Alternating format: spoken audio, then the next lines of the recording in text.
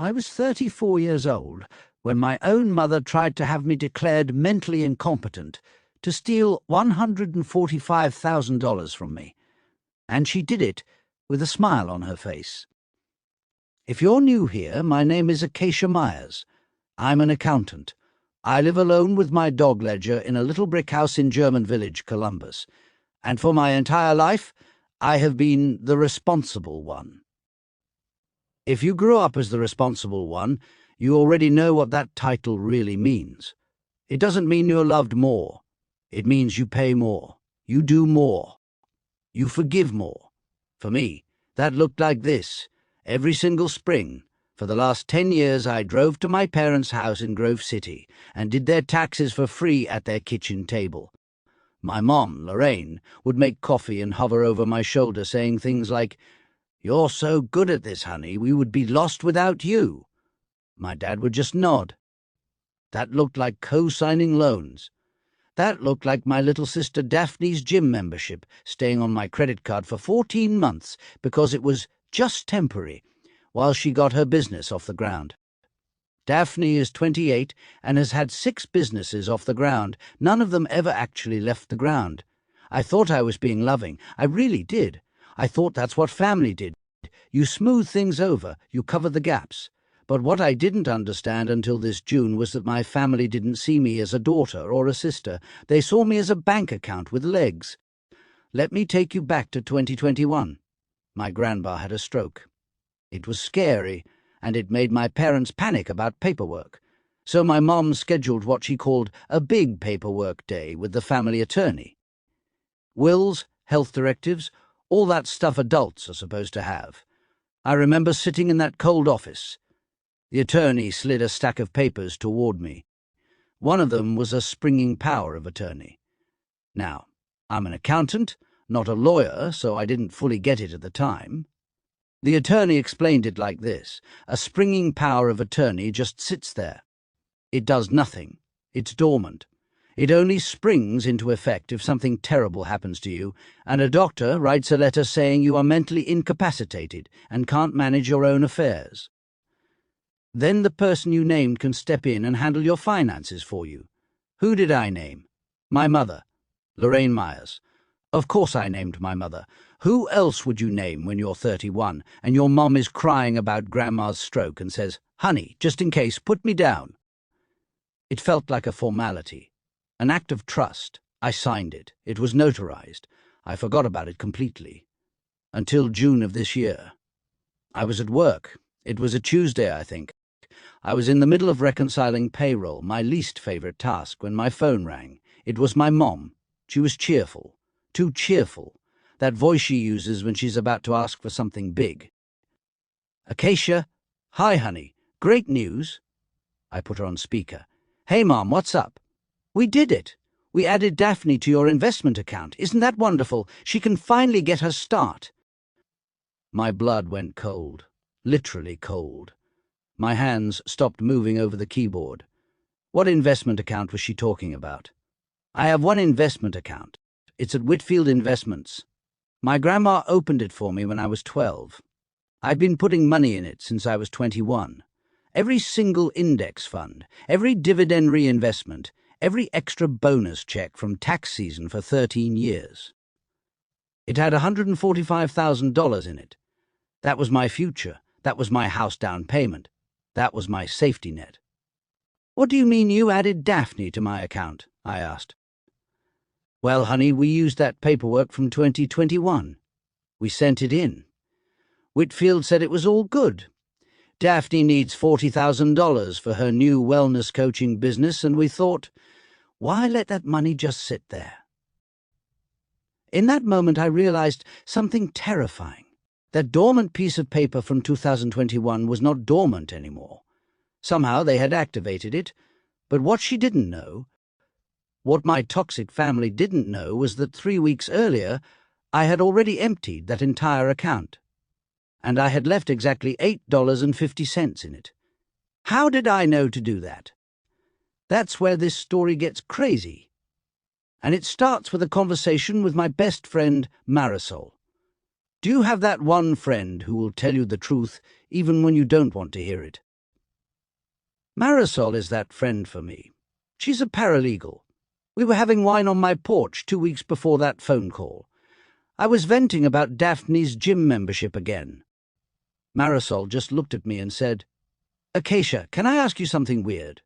That paperwork day in 2021. What exactly did you sign?" I said, "Oh, just wills and stuff, and a springing power of attorney for my mom." Marisol's face changed. She sat up straight. "Acacia, who has the original?" "My mom, I think. The attorney has a copy." "Acacia, a springing power is dangerous if it's in the wrong hands. If someone can fake a doctor's note saying you're incapacitated, they can legally empty your accounts. You need to revoke it. Today?" I laughed it off at first. "My mom would never." Marisol cut me off. "Your mom has you paying for your 28-year-old sister's gym membership. She absolutely would." That night I couldn't sleep. Ledger, my beagle mix, kept nudging my hand because I was tossing and turning. At 2 a.m., I got up and found my copy of that document. I read it. Really read it for the first time. Principal, Acacia Myers. Agent, Lorraine Myers. Effective upon written certification by a licensed physician that the principal is unable to manage her financial affairs. My stomach dropped. My mother worked the front desk at a doctor's office for 19 years. She knows exactly what a medical certification letter looks like. She knows the language, the margins, the letterhead. The next morning I took 2 hours of PTO. I went straight to a different attorney, not the family one. I signed a formal revocation. I, Acacia Myers, hereby revoke the springing durable power of attorney dated. I had it notarized.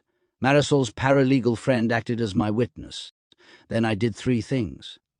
1. I sent certified mail copies to the family attorney and to Whitfield Investments. Signature required. 2. I opened a brand new account at a completely different brokerage across town called Clear Line. New account, my name only, 2-factor authentication, security alerts for everything. And 3, the hardest part, I had to unwind 13 years of my own financial life. On a Tuesday night, with Ledger asleep beside me on the couch, I logged into Whitfield. I looked at all my faithful index funds, the ones I'd bought since I was 21. I clicked Sell All. My hand was shaking so bad I had to do it twice. Clicking that confirm button felt like I was admitting my family was a threat to me. It was one of the most heartbreaking clicks of my life. The screen blinked, "Order received." I transferred $144,991.50 to my new Clearline account. I left $8.50 behind. Why $8.50? I'll tell you at the very end of this story. That $8.50 is important. So when my mom called me cheerfully saying she added Daphne to my account, I didn't scream. I didn't cry. I was calm because I was safe. I said, "Mom, there's nothing to add her to. I cashed the account out. There's $8.50 in there." Silence. Then, "What? What did you do?" "I protected myself," I said. She hung up on me. But that phone call was just the beginning. Because what arrived at Whitfield Investments a few days later, in an overnight package, would prove that my mother hadn't just tried to borrow my money. She had committed a felony to steal it. And what was in that package made my blood run colder than that first phone call. But what she did next, I never expected. So I told my mother the account was empty. I thought that would be the end of it. I thought she would be embarrassed, maybe angry, but she would back off. I was so wrong. People like my mother don't back off when you set a boundary. They escalate. 2 days after that phone call, I got a call from a woman named Janet at Whitfield Investments. Janet had known me since I was a kid. My grandma used to bring me into the office with her. Janet's voice was weird, tight, professional in a way that scared me. "Acacia, honey, did you authorize a change to your account last week?"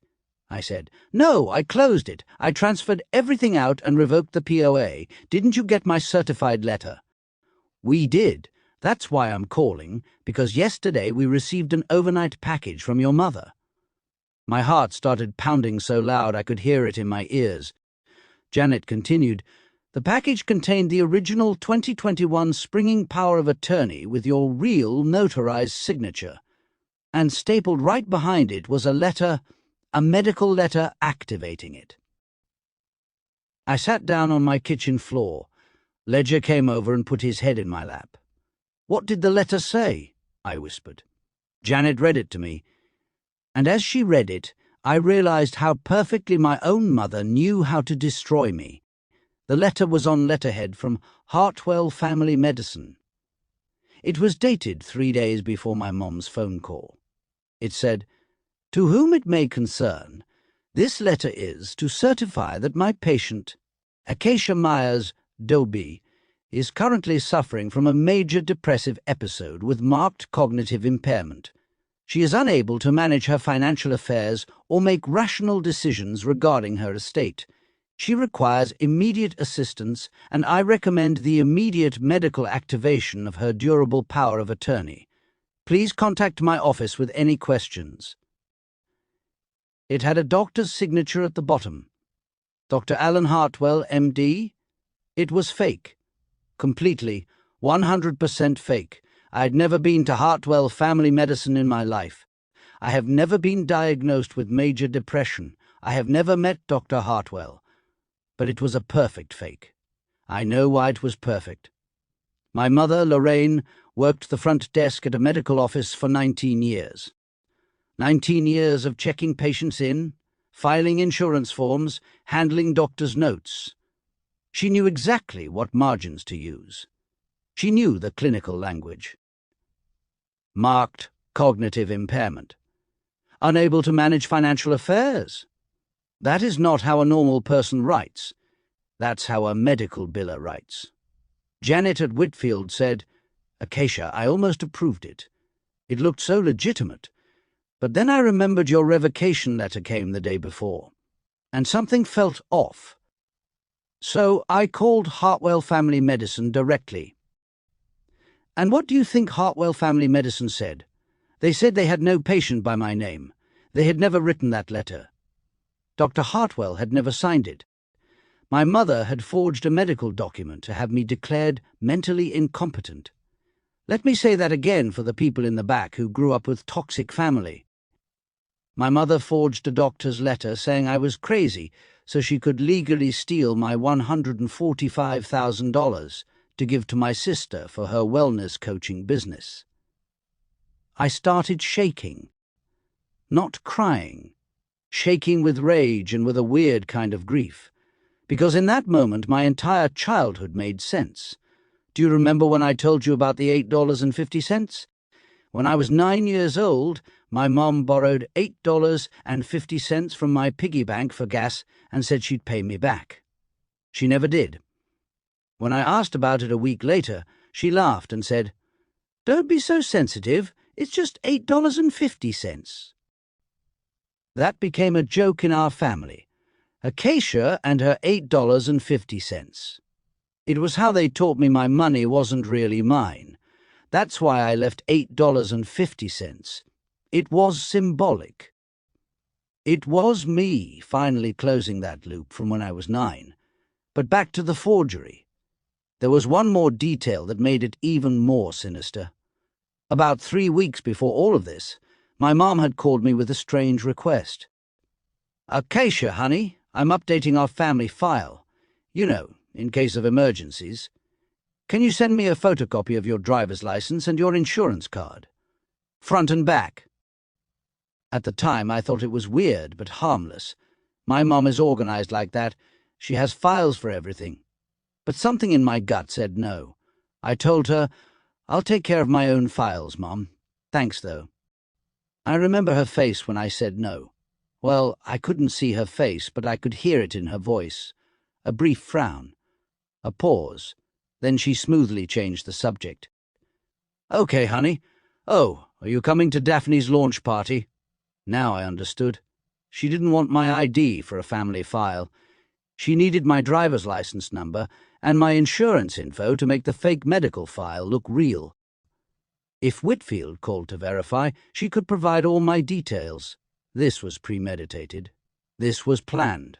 So what did I do? I did what the responsible one always does. I handled it. But this time I didn't handle it for them. I handled it for me that night at 11:52 p.m. I sat at my kitchen table, the same kitchen table where I used to do their taxes for free. I picked up a pen. My hand was steady now. I signed a formal victim statement. I wrote down everything: the 2021 POA, the revocation, the phone call, the package Janet told me about, the fake letter from Hartwell Family Medicine. Then I faxed it. Yes, faxed, because that's how you file a fraud report with the Financial Crimes Division. I faxed my own mother's fraud to the police at 11:52 at night while my dog slept beside me. I thought I would feel guilty. I didn't. I felt clear for the first time in 34 years. 11 days later, a small white card appeared in my mailbox. No return address. Just a name, a badge number, and a handwritten note: Ms. Myers, please call me regarding your complaint. Detective R. Someone believed me. A few days after that, my mother showed up at my door. She was holding a Tupperware of soup. Chicken noodle. My favorite when I was sick as a kid. She was using soup as a white flag. She smiled that big, tight smile. Acacia, honey, I brought you soup. Can we talk? I did not let her in. I stood in the doorway with Ledger barking behind me. Mom, I know about the letter from Hartwell. Her smile flickered. Just for a second. Then it came back, bigger. Oh, that. Honey, that was just a misunderstanding. Your father and I were just trying to help Daphne, and the brokerage needed some paperwork. We didn't mean. Mom, you forged a doctor's letter saying I have major depression and can't manage my money. It's not forgery if you're family, she said, and she actually believed that. You could hear it in her voice. Did you think I wouldn't find out? Well, you were never supposed to know. If you had just left the money where it was, none of this would have happened. In that moment, I understood that my mother would never see what she did as wrong. She would only see that she got caught. I told her, Mom, I filed a police report. A detective is investigating. You should probably talk to a lawyer, not bring me soup. Her face went white. The Tupperware almost slipped. Then she turned and walked away without another word. She left the soup on the porch. I threw the soup away. I couldn't risk it. What happened next is the part that no revenge story ever tells you about, because the justice system doesn't work like it does in the movies.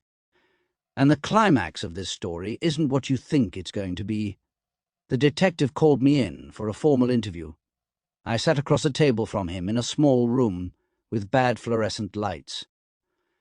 I brought every piece of paper I had: the original 2021 POA, my notarized revocation, the certified mail receipts, my new clear line statements showing the transfer. Janet from Whitfield had sent over copies of the overnight package my mother sent, the real POA plus the fake medical letter. The detective looked at the fake letter for a long time. He held it up to the light. "This is good," he said quietly. "This is really good. Whoever did this has done medical paperwork before." "My mother worked a medical front desk for 19 years, I said. He nodded. "That tracks." For the first time, I didn't feel like the crazy one. A police detective believed me over my own mother. My mother was brought in for questioning the next week. I wasn't there, but the detective told me later what happened. She sat across that same table, and she tried the same thing she tried with me. It's a family matter. It's a paperwork misunderstanding. My daughter is very sensitive about money. She has anxiety. But this time, she wasn't talking to her daughter, who was trained to smooth things over. She was talking to a detective who had the real Dr. Hartwell on the phone, saying, "I never wrote this letter, and I have never heard of Acacia Myers." Forgery of a medical document for financial gain is a felony. In Ohio, it's fraud, forgery, and attempted theft. I expected handcuffs. I expected a trial. I expected my mother to go to prison. That's what happens in viral revenge stories, right?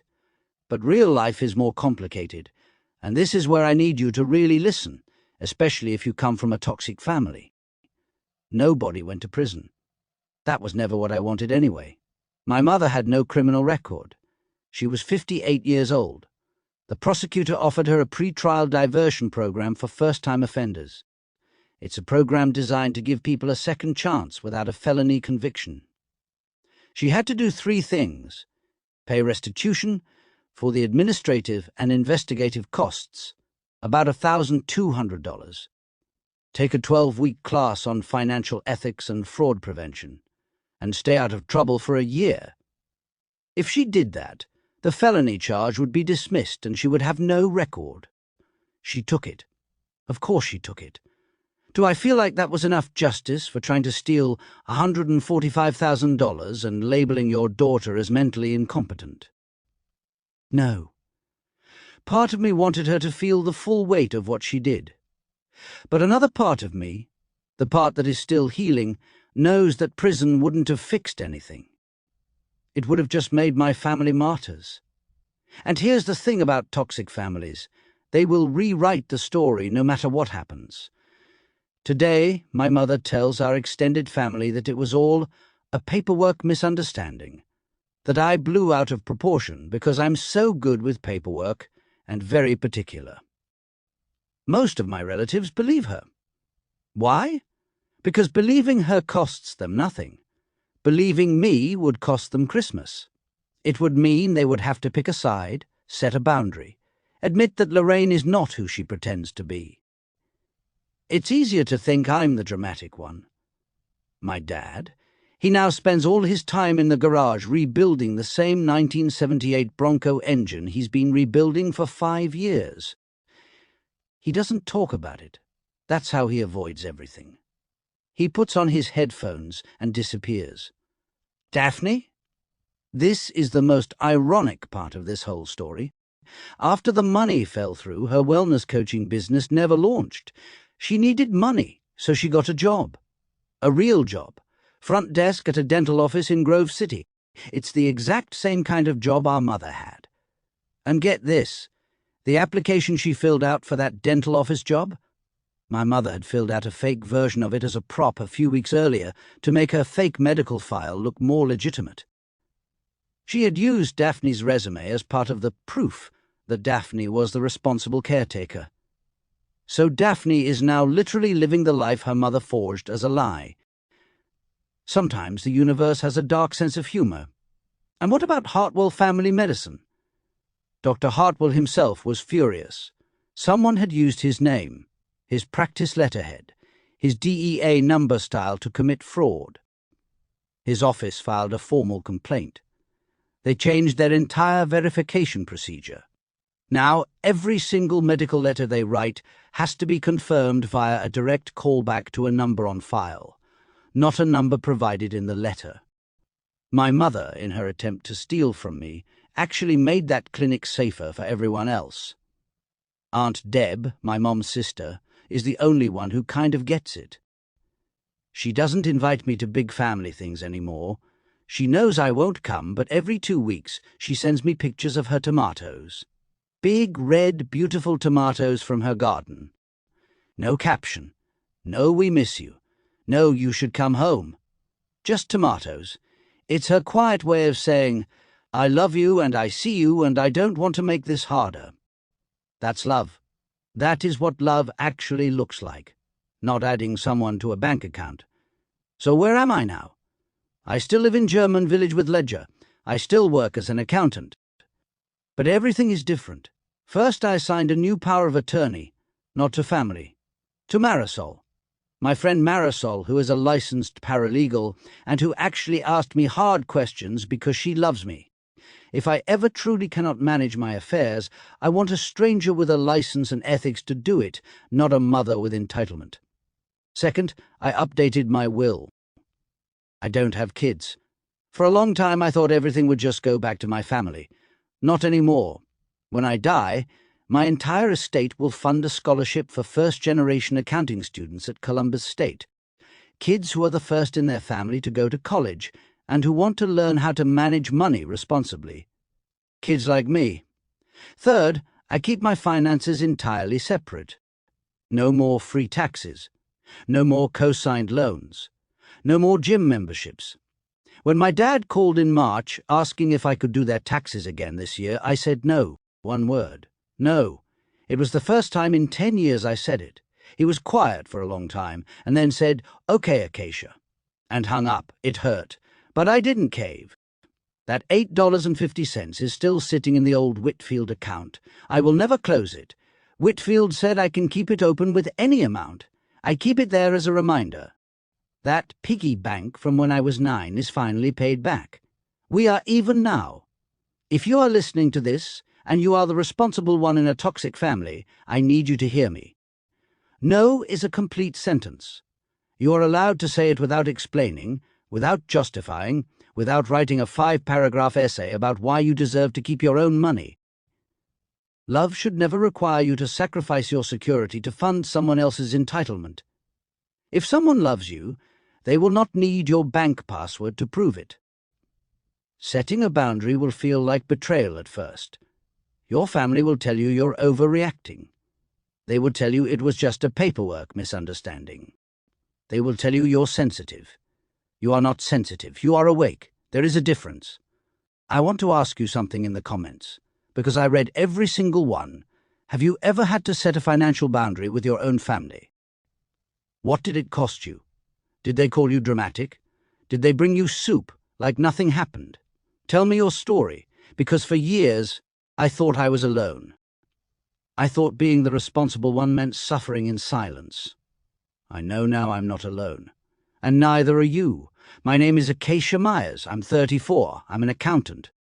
And I finally learned that the most responsible thing I could do was protect myself from my own family. If this story resonated with you, please like, subscribe, and share it with the responsible one in your life. You might save them $145,000, and I will see you in the next one.